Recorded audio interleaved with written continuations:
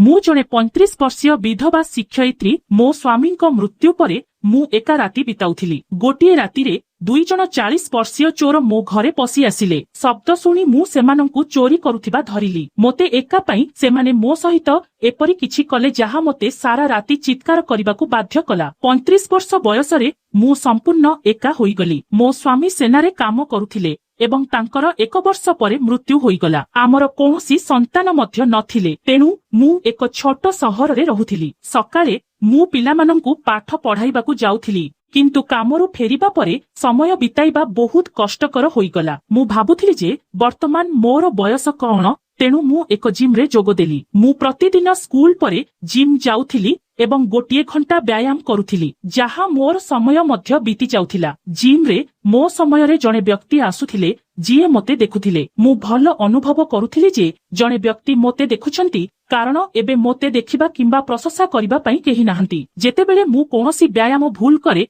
से मो पाखको आसी मोते ताहा सठिक उपाय रे करिबाकू कुहे। से मोते एहा किपरि करिबाकू हेबो ताहा सिखाइले एवं केतेबेले मु एही बाहानारे तांको हातकू स्पर्श करुथिली। जदिओ मु भूल रे तांकू छुई देइथिली, मु एक अजब अनुभव करुथिली एवं सेही समय रे मु अनुभव करुथिली जे मु केते एका अछि एवं मोर सरकारी चाकिरी जोगु मु केते एकाकी होईगली। चलंतु आउ डेरी नकरी कहानी को आरंभ करिबा। मोर नाम सुमन। 24 वर्ष बयसरे मु एक सरकारी शिक्षक भाबरे चाकिरी पाइली। मु बहुत खुशी थिली, कारण सरकारी परीक्षा पास करिबा एते सहज नुहे। मु घर ठारू दूर रे एक ग्राम रे चाकिरी पाइली एवं धीरे धीरे मु मोर काम उपभोग करिबाकू लागिली। मु राति रे बहुत एकाकी अनुभव करुथिली। वर्ष वर्ष बीतीगला एवं मो बापा मा मो विवाह विषय रे चिंतित हेबा आरंभ कले, किंतु मु विवाह करिबाकू चाहू नथिली, कारण मु केबे एही चाकिरी छाड़ी परिबी नाही। तापरे सेही गार एक घरु मो पई एक प्रस्ताव आसिला। पुओटी सेनारे काम करुथिला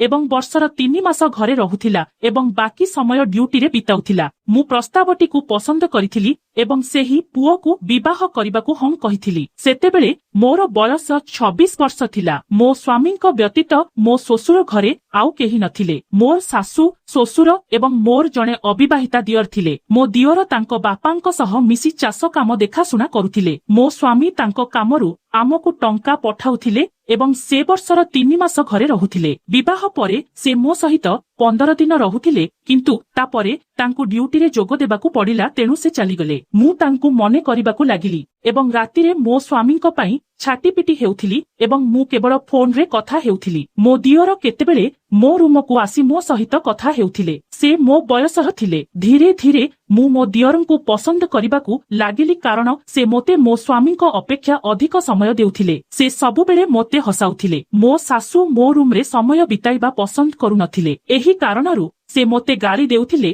किंतु मु तांको विषय रे चिंता करू नथिली, कारण मु मध्य जणे महिला। मु एपरी केते दिन बंचिबी एवं मोर दियरंक सहित कोनोसी भूल संपर्क नथिला। जेतेबेले मो स्वामी 6 मास परे घर को फेरिले, मो सासु मो स्वामींक कानरे विभिन्न प्रकारर अजथा कथा सुनाई देले जे मो स्वामी मो उपरे रागी जाइथिले। मु कहिथिली जे तुमे चली जाओ, सेथिपाई मु अजयंक सह कथा हुए, किंतु आमो मध्यरे सेपरी किछि नाही। किंतु मो स्वामी तांको मांक सहित मिसी मो दियरंकु विवाह कराइले एवं मो दियर एबे तांको स्त्रींक सहित अछंती। जेतेबेले आमे समय बिताइबा आरंभ कलु, मु पुणी एकुटिया होईगली। तापरे मु किछि पिलांकु ट्यूशन पढ़ाइबा आरंभ कली, जहा मोर समय बिताई देउथिला। जेतेबेले मु समय पाउथिली, मु मो स्वामींक सह फोन रे कथा हेउथिली। मोर विवाह को 8 वर्ष होईगला, किंतु मु गर्भवती होई पारिली नाही एवं एही 8 वर्ष मध्यरे मु एते गाली सुनिली जे मो आखिरु लुह आसीगला। मो दियरंक 2टी पिला थिले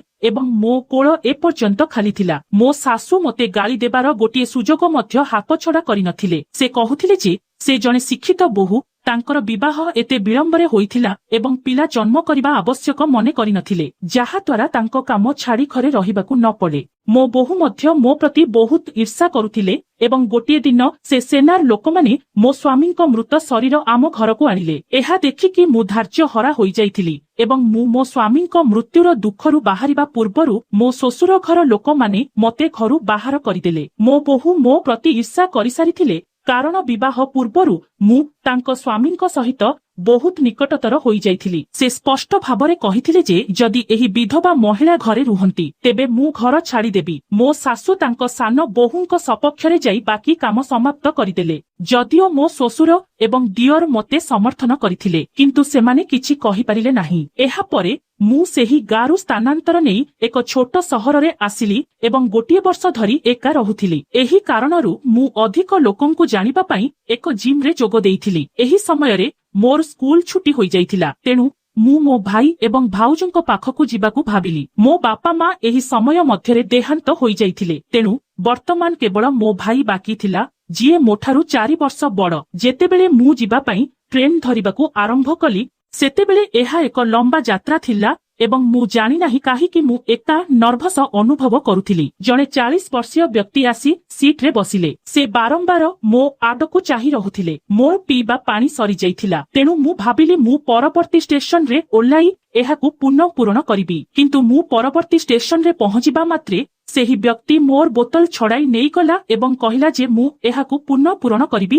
ଏବଂ ତାପରେ ଶୀଘ୍ର ଚାଲିଗଲା। ମୁଁ ତାଙ୍କ କାର୍ଯ୍ୟରେ ବହୁତ ଭୟଭୀତ ହୋଇଗଲି। ମୁଁ ଭାବିଲି ଯେ ଏହି ବ୍ୟକ୍ତି ଚୋର ହୋଇପାରେ, କିନ୍ତୁ ଟ୍ରେନ୍ ଛାଡ଼ିବା ପୂର୍ବରୁ ସେ ମୋ ପାଖକୁ ଆସି ମୋତେ ପାଣି ବୋତଲ ଦେଲେ। ସେ ଖାଇବା ପାଇଁ ମଧ୍ୟ କିଛି ଖାଦ୍ୟ ଆଣିଥିଲେ। ମୁଁ ଜଣେ ଅଜଣା ବ୍ୟକ୍ତିଙ୍କଠାରୁ ଖାଦ୍ୟ ଖାଇବାକୁ ଇଚ୍ଛା କରିନଥିଲି, କିନ୍ତୁ ଯେତେବେଳେ ସେ ଖାଇବା ଆରମ୍ଭ କଲେ ମୁଁ ସାହସ ସଂଗ୍ରହ କଲି ଏବଂ ମୁଁ ଏହା ମଧ୍ୟ ଖାଇବା ଆରମ୍ଭ କଲି। ମୁଁ ବହୁତ ଭୋକ ଅନୁଭବ କରୁଥିଲି। ମୁଁ ଘରୁ ଆଣିଥିବା ଖାଦ୍ୟ ବହୁତ ପୂର୍ବରୁ ସରିଯାଇଥିଲା। ରାତିରେ ଶୋଇବା ସମୟ ହେଲେ ମୋତେ ଉପର ସିଟ୍ରେ ଶୋଇବାକୁ ପଡ଼ିଲା। ସେହି ଲୋକଟି କହିଲା, ମ୍ୟାଡାମ, ମୋ ସିଟ୍ ତଳେ ଅଛି, ତେଣୁ ଆପଣ ଏଥିରେ ଶୋଇପଡ଼ନ୍ତୁ, ମୁଁ ଉପର ସିଟ୍ରେ ଶୋଇବି। ମୁଁ ଅନୁଭବ କଲି ଯେ ସେମାନେ ମୋ ଆଗମନରେ ଖୁସି ନୁହନ୍ତି, କାରଣ ମୁଁ ଜଣେ ବିଧବା ଏବଂ ଜଣେ ବନ୍ଧ୍ୟା ମହିଳା। ସେ ତାଙ୍କ ପିଲାମାନଙ୍କୁ ମୋ ସହିତ ଖେଳିବାକୁ ଦିଅନ୍ତି ନାହିଁ। ଗୋଟିଏ ଦିନ ଭାଉଜ କହିଲେ ଯେ ତୁମର ଆସିବା ଯୋଗୁଁ ପିଲାମାନେ ପାଠ ପଢ଼ି ପାରୁନାହାନ୍ତି ଏବଂ ସେମାନେ ସାରା ଦିନ ତୁମ ସହିତ କଥାବାର୍ତ୍ତା ଏବଂ ମଜା କରନ୍ତି।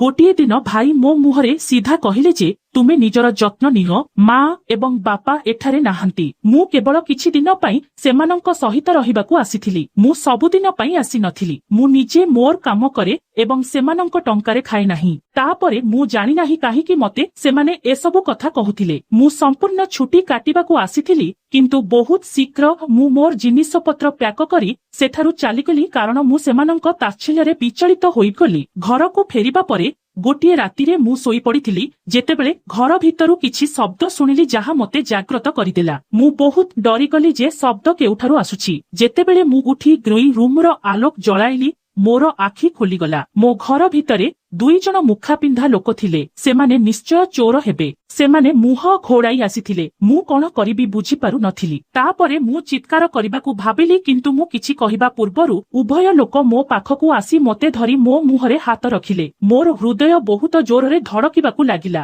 ମୁଁ ଜଣେ ଏକାକୀ ବିଧବା ମହିଳା, 2 ଜଣ ପୁରୁଷଙ୍କ ଦ୍ୱାରା ଘେରିଥିଲି। ମୁଁ କଣ କରିପାରିବି? ସେମାନେ କିଛି ସମୟ ପାଇଁ ଚୁପ ରହିଲେ ଏବଂ ମୁଁ ଶାନ୍ତ ହୋଇଗଲି। ଯେତେବେଳେ ସେମାନେ ଦୁହେଁ ସେମାନଙ୍କର ମୁଖା କାଢ଼ିଦେଲେ ସେତେବେଳେ ମୋ ମୁଣ୍ଡ ଉପରେ ଆକାଶ ପଡ଼ିବା ପରି ଲାଗିଲା। ମୋ ପାଦ ତଳୁ ମାଟି ଖସିଗଲା।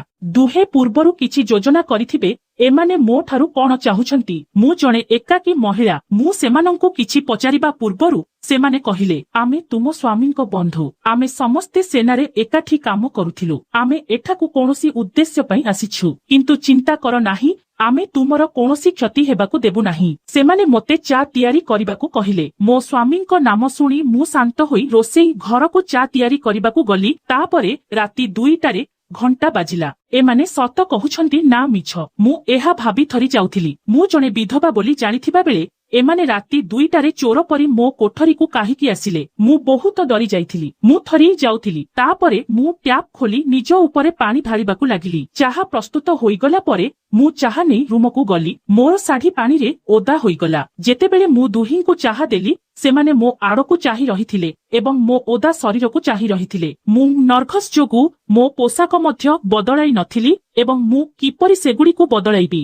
ସେମାନେ ମୋ ଶୟନ କକ୍ଷରେ ବସିଥିଲେ। ଦୁହେଁ ଚାହା ପିଇ କହିଲେ ଯେ ତୁମ ସ୍ୱାମୀ ମରିବା ପୂର୍ବରୁ ଆମଠାରୁ ପ୍ରତିଶ୍ରୁତି ନେଇଥିଲେ ଯେ ଆମେ ତୁମର ଯତ୍ନ ନେବୁ। ସେ ତୁମକୁ ବହୁତ ଭଲ ପାଉଥିଲେ ଏବଂ ତୁମ ବିଷୟରେ ଆମକୁ କହି ଚାଲିଥିଲେ। ତୁମ ସ୍ୱାମୀଙ୍କ ଶେଷ ଇଚ୍ଛା ହେଉଛି आमे दुहे तुमको विवाह करिबा। एहा सुनी मो मुंड विचलित होईगला। सेमाने कोन कहुछंती मु दुईटी लोकंकु विवाह करिबा उचित। एहा मो स्वामींक शेष इच्छा। से एपरी इच्छा किपरि भाबी पारिले। मु एही विषय भाबिकी आश्चर्य होईगली। मु जानि नाही जे एही लोकमाने मो स्वामींक बंधु कि नुही, कारण से केबे एही दुई जनक विषय उल्लेख करिनथिले। मु भाबिकी सेमानंकु कहिली जे मु किपरि दुईटी लोकंकु विवाह करिपारिबी। सेमाने कहिले जे आमे समान कथा भाबुथिलु, सेथिपाई आमे 1 वर्ष धरी तुम पाखकु आसिलु नाही, किंतु तुम स्वामींक शेष इच्छा आमकु भितरे भितरे ग्रास करुथिला। सेथिपाई आमे दुहे निष्पत्ति नेलु जे आमे तुमकु विवाह करिबु, जाहा द्वारा तांको आत्मा शांति रे रहु। मु कोन करिबी बुझी पारु नथिली, किंतु मो स्वामींक मृत्यु परे मो ससुर घर लोक मते बाहर करदेले। मोर भाई भाउज मध्य चाहु नथिले जे मु सेमानंक पाखकु जाए। मु एका रहिगली। मु जानि नाही काहीकि मु उभयंकु विश्वास करी सेमानंकु हम कहिली। तापरे सेमाने जाहा कले मु संपूर्ण भयभीत होईगली एवं सारा राति चित्कार करी चलिली। मु जानि नथिली जे सेही लोकमाने मो सहित अछंती। सकाळे जेतेबेले मु उठिली सेमाने दुहे चली जाइथिले एवं तापरे मु निजकु गाली देबाकु लागिली। मु निश्चित होईगली जे एही लोकमाने नकली आउ सेमाने सुजोगर फायदा उठाइबाकु आसिथिले। तापरे मोर नजर घरर खोला आलमारी उपरे पड़िला। मु एहाकु देखि बहुत भयभीत होईगली। मु आलमारी पाखकु जिबा मात्रे एहार लकर खोला थिला एवं एथिरे पड़िथिबा मोर समस्त सुना अलंकार हजि जाइथिला, जाहा मो स्वामी एही 8 वर्ष मध्यरे मोते तयारी करि देइथिले। जेतेबेले मो सासू मते घरु बाहर करिदेले से अलंकार फेरस्त मागुथिले, किंतु मु तांकु देबाकु स्पष्ट भाबरे मना करि देइथिली, कारण मो स्वामी मते सेही अलंकार देइथिले। मो आखिरे लुह आसीगला। एबे मु पुलिस पाखकु मध्य जाई पारि नथिली, कारण सेही रिपोर्ट मोते बदनाम करिथांता। दुहे मोते लुटी नेई चली जाइथिले। तापरे मोते एक फोन आसिला। कॉल रो आईडी रे तांको नाम देखि मु डरी गली। जेतेबेले मु थरुथिबा हातरे फोन उठाइली, मो सासू हसुथिले एवं कहिले जे आशा करूछि तुम हृदयकु बहुत शांति मिलिथिबो। मु मध्य बुझी पारिथिली जे से सेही दुई जनंकु मो पाखकु पठाइथिले, जाहा द्वारा सेमाने अलंकार चोरी करि परिबे। एहा मोते एक विश्वासघातक कला परि लागुथिला, किंतु प्राय 6 मास परे केही जणे आसी मो घरर घंटी बजेइबाकु लागिला। मु जेतेबेले द्वार खोलिली, मो दियर मो सामनारे ठिया होइथिले। मु कहिली, तुमे एबे मो पाखरु कोन नेबाकु आसीछ? तापरे से मोर समस्त अलंकार मोते फेराई देले। मो दियर भितरकु आसी कहिले, भाउज, मो माँ एवं मो स्त्री तुमर अलंकार नेबा पई एही तृण्य खेल योजना करिथिले, किंतु खराब कामर परिणाम सर्वदा खराब होइथाए। अलंकार चोरी हेबा परे मो माँ असुस्थ होई मृत्युवरण कले। मु मो स्त्री को छाड़पत्र देइथिली। मु एबे छाड़पत्र नेइछि। मु चाहुछि तुमे मोते विवाह कर। मु तुमको बहुत पसंद करुथिली, किंतु तुमे मो भाईर स्त्री थिले, तेणु मु तुमको केबे किछि कहिली नाही एवं केबे घरर सीमा लंघन करिनथिली। किंतु एबे जेतेबेले तुमे मध्य एका अछ, मु तुमको विवाह करिबी। मु मो दियरंक कथारे राजी होईगली एवं मु तांकु विवाह कली। मु तांको कथारे राजी होई तांकु विवाह कली, कारण से एकमात्र जिए मोते ठकी नथिले एवं मु तांको सहित मोर सारा जीवन प्रेम रे बिताइथिली। बंधु माने, जदि तुमको एही कहानीटी पसंद आसीछि तेबे चैनल को सब्सक्राइब करंतु एवं घंटी आइकन दबांतु। धन्यवाद।